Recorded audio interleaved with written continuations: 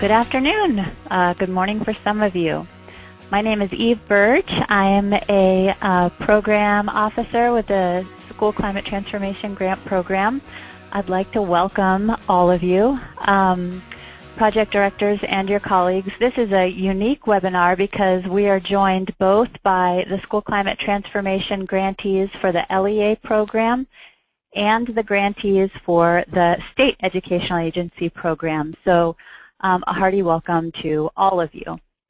And the purpose of our webinar today is to go over pretty generally what the expectations will be for the performance report due about midway through 2015. We wanted everybody to be on the same page. We wanted to answer questions that we imagine are coming up here as you're gearing up and getting started. So more information will be forthcoming. I believe we'll be doing our performance report submissions through G5. And so as we get a little bit closer to the due date, we'll be sending you very specific instructions about how to work within G5. But today the purpose is just to let you know what the general expectations will be. So let's see. The performance reports are for us, will demonstrate your progress toward meeting our project objectives. And we'll expect you to provide also your current financial and performance measure data for this first important year of the project.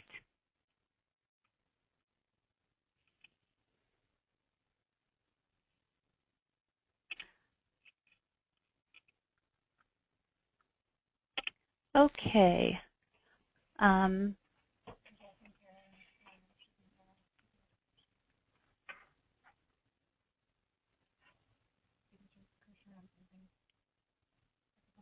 there we go. Okay, sorry, just learning the system here.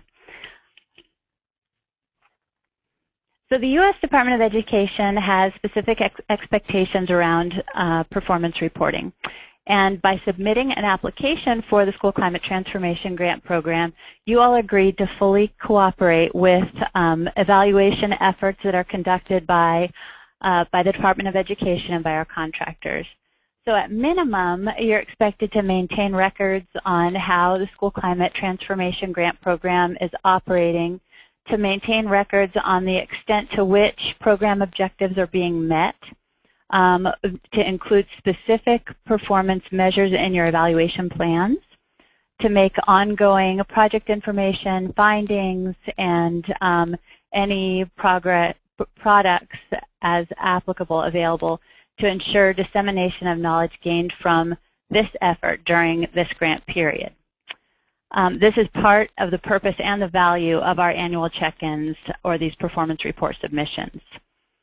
All of you are required to submit an annual performance report and a final report, and that's to demonstrate progress toward the GIPRA measures and your project objectives. And these also help us to determine whether substantial progress has been made, and that helps us justify your continuation awards. So for this afternoon, we'll talk about the purpose of the performance report, a little bit more about substantial progress and what that means. We'll talk about the submission and the due date. We'll go over our requirements. That will be information that we expect from all of you, pretty general grantee information, executive summaries.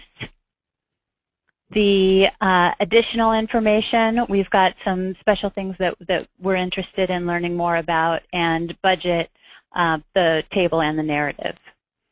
We'll also provide some reminders, and if we have time, we'll answer any of the questions that you've submitted in the text box here. Okay.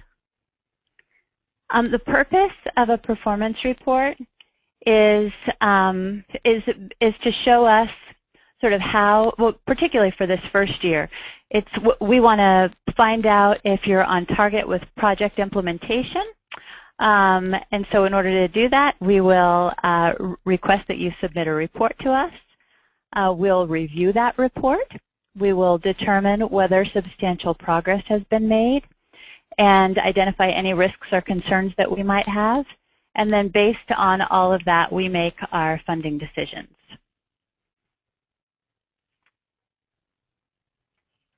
Okay, a little bit more about substantial progress.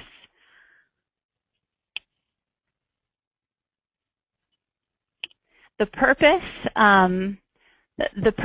of determining whether substantial progress has been made, that's done with this programmatic review, and we need to make sure that you've met statutory and regulatory requirements, that you've met your goals and objectives, you've met your timeline, and we look at the accuracy of the information that you submit.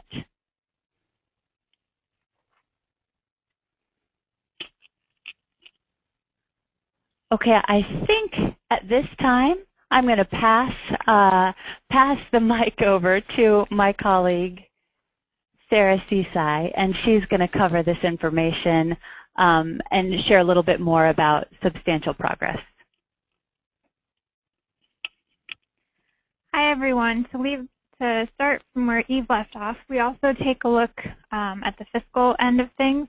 So this includes if you're following the approved budget or not, if you're meeting the non-school climate transformation grant commitment, so your cost share, if you're conducting timely drawdowns, and as well as the A133 audit.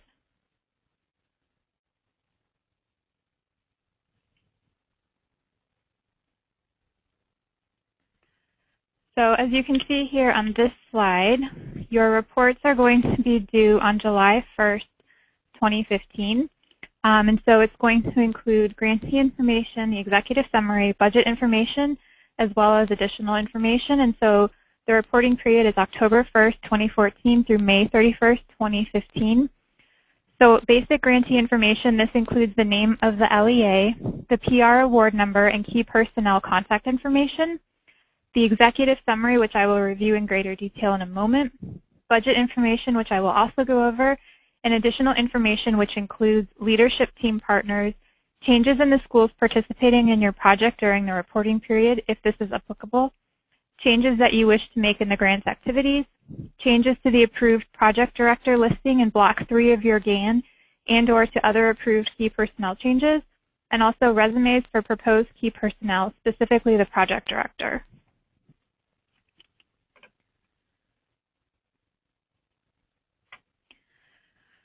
So performance report requirements include that you report on the executive summary areas. This includes those focused on the performance and GEPRA measures, and this can be up to 5 pages. Meeting your grant timelines and areas of special interest, which is 1 to 2 pages. The budget table, or the ED 524 budget form, is 1 to 2 pages. The budget narrative, this doesn't have a page limit, but it should correspond with your approved application narrative, as well as other information, which is 1 to 2 pages.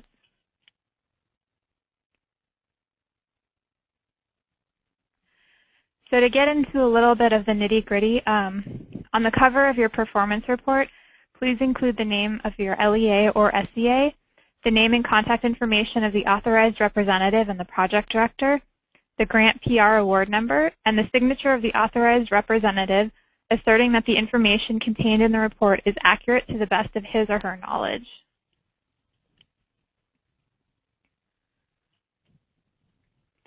So now we're going to look at the executive summary for the LEA grantees, and we'll cover the SCA grantees in a little bit.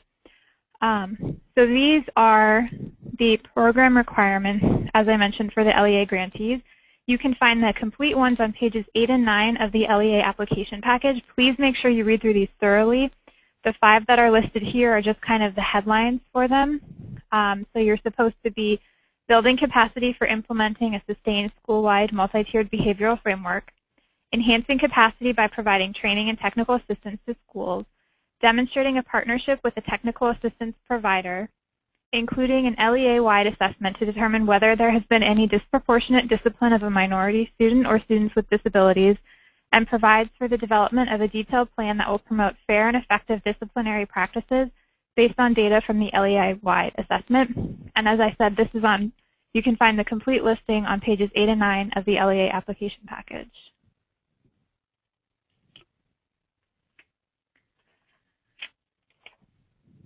So grantees need to submit the GEPRA and performance data collected to date. This should be a succinct summary. We recognize that the first data collection point for some of you will be baseline. In addition to GEPRA and ED's performance measures, which are one and the same, you will have an opportunity in the executive summary to report on the grantee activities and deliverables specific to your project. This is equally as important. And because the GEPRA measures are so important, I'm going to take just a minute to read through them. The number and percentage of schools that report an annual decrease in office disciplinary referrals, the number and percentage of schools that report an annual improvement in the attendance rate, the number and percentage of schools that report an annual decrease in suspensions and expulsions, including those related to possession or use of drugs or alcohol, and the number and percentage of schools annually that are implementing the multi-tiered behavioral framework with fidelity.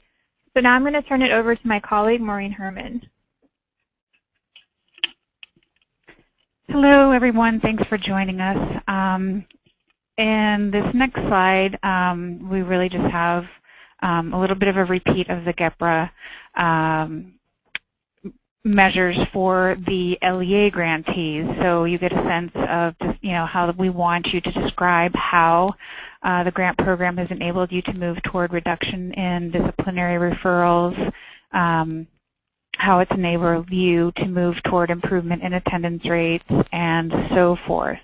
The overarching goal of the performance report is to provide an opportunity for you to describe your progress developing, enhancing, and expanding systems of support and technical assistance for schools implementing evidence-based multi-tiered behavioral framework and how they're improving behavioral outcomes and learning conditions for all students. So the list of points we want you to cover in the performance report reflects the GEPRA performance measures that you're all aware of from your application. We also want you to describe your plan for continuing the project. What are your plans for sustainability and capacity building and disseminating your project results? As well as describing any unanticipated outcomes or benefits from the project, barriers, challenges, and lessons learned. I'm actually going to return just for 1 second to the previous slide to point out GEPRA measure number 3. We sent out a SurveyMonkey questionnaire to everyone, to all the LEAs, asking you a question about whether you desegregate your information that you collect on suspensions and expulsions. A good number of the LEA program directors have already responded to that.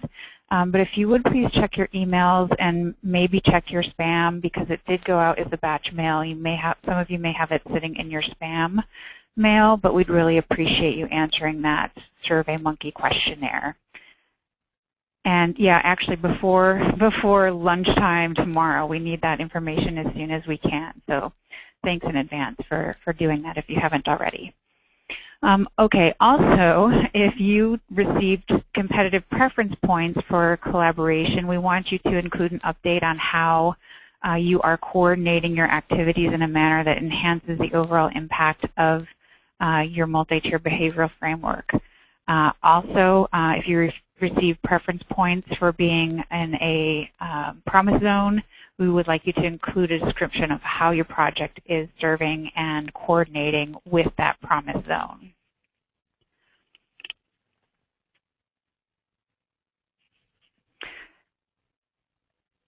In terms of grant timelines, we'd like to have a description of how you've made progress toward implementing your Year 1 project goals and objectives, and identify areas where you've experienced delays in implementations or different barriers, different issues that have come up along the way.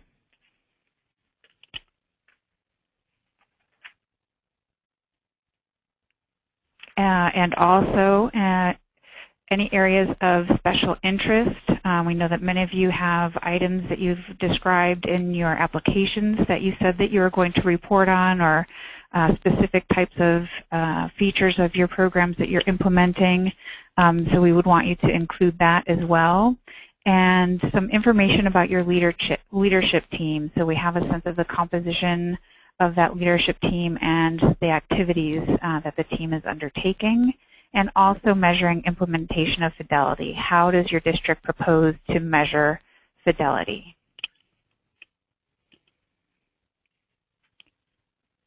And we're going to talk next a little bit about our SCA grantees and performance, and I'll be handing it back over to Eve.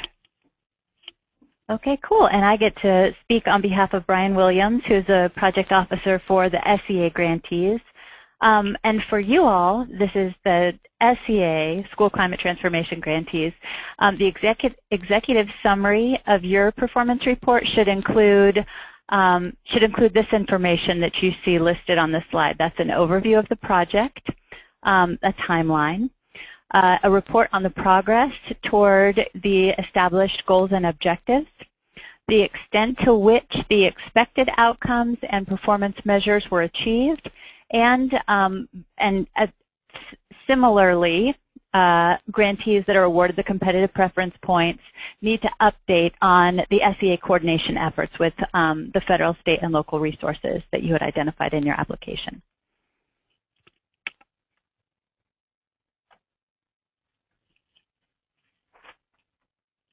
Okay, for SCA grantees as well, the executive summary should include information on progress toward established program requirements, and that includes building SCA capacity to support LEA implementation of multi-tier behavioral frameworks.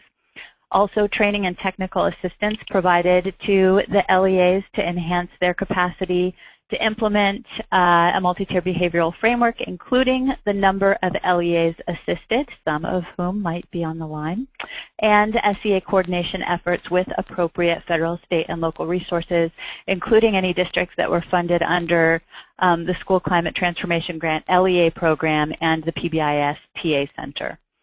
As you're aware, specific SCA program requirements are provided in the application package, so we imagine that it will be helpful just to refer back to the application package for more information. And if you have questions about the requirements, feel free to contact Brian Williams for additional support and information.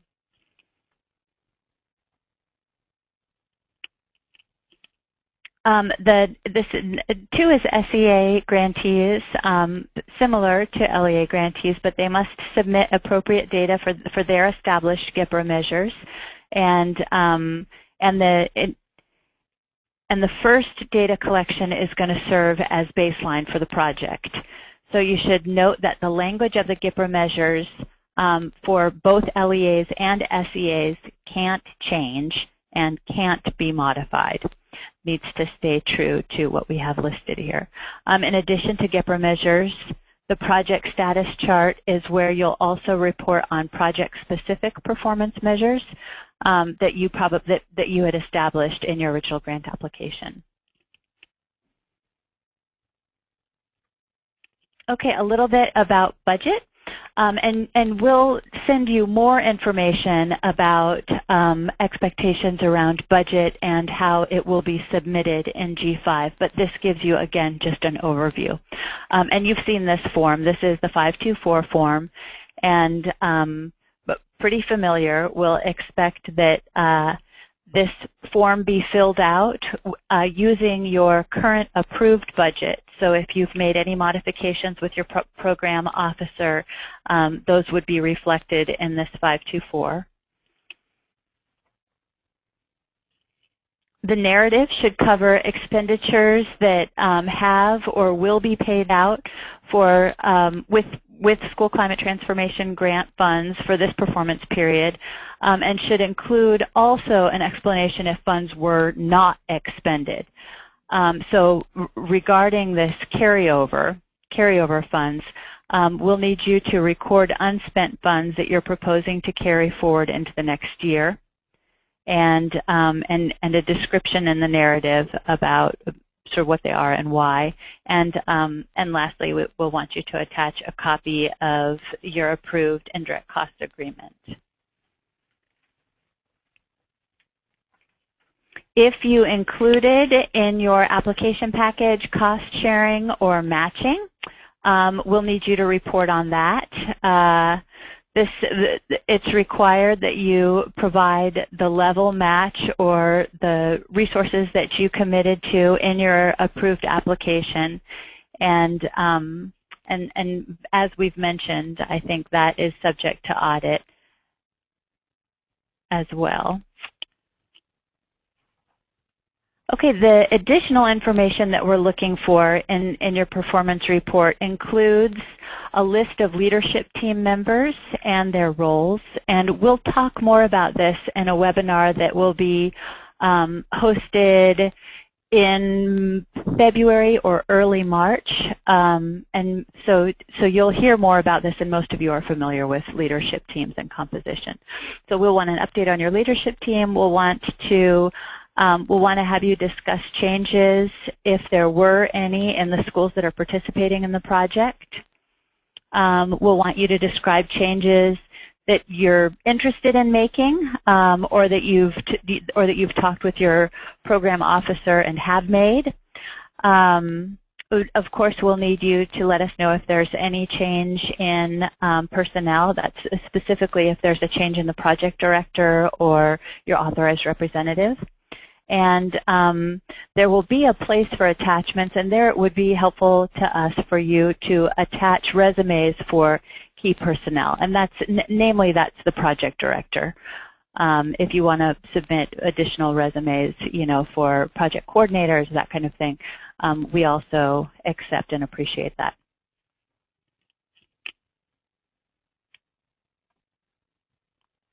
Okay, let's see.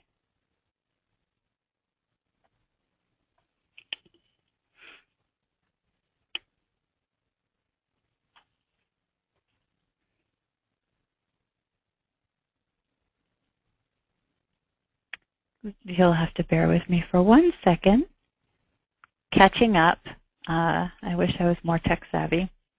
Okay, so this again is the additional information section. And now 2 performance report reminders. The first is that only your authorized representative can sign and submit your performance report.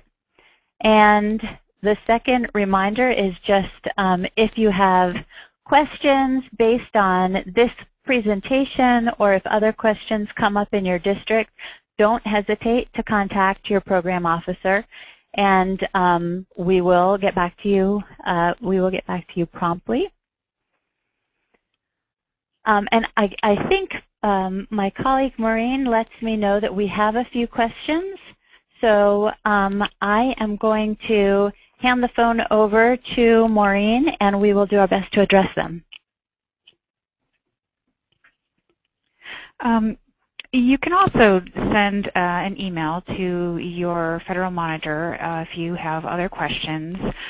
This presentation will be available on the PBIS website. We will let you all know when it has been posted there. That was one question.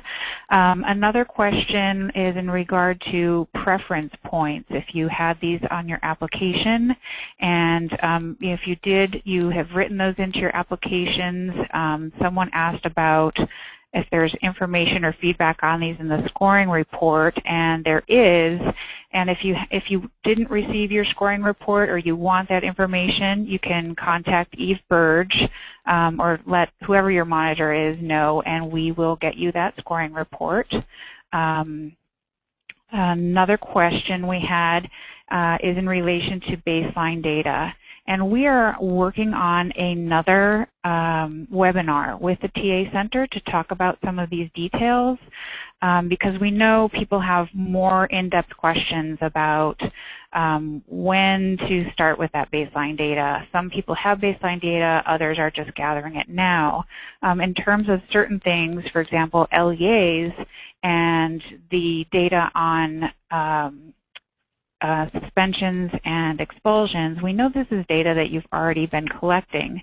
So if you have that data for the prior years, we would want you to start with the previous year, so school year 2012 to 13, and then 13 to 14, and then currently we're in 14 to 15. So if we could get it 2 years back, the more the better, but certainly starting with the 2013 to 14 year, and then moving on to the current year. But we will address those details that are much more in the weeds. People have a lot of questions about how to measure fidelity and how to report on this. These are things that you can also reach out to your TA Center representative about. They've been talking to a lot of grantees about this already, and that's a great chance to get your evaluator involved as well. And someone did ask a question, does the role of the evaluator align with the reporting that we're asking for in this performance report? And the answer is really that it kind of depends on your district and what you've asked that evaluator to do. So for some people, they're going to be helping draft the narrative about how things have been going and talking to your staff about that and noting it. For other people, it may be that that evaluator is the liaison with the TA Center in terms of working with them to determine exactly how you're going to report on the data that you're collecting, or what you need to do in order to collect more of the information that is really going to help you determine how well you're implementing things on fidelity and how you can better break down data by demographics or different possibilities for disaggregating that information. Let me see, there are one or two more questions here.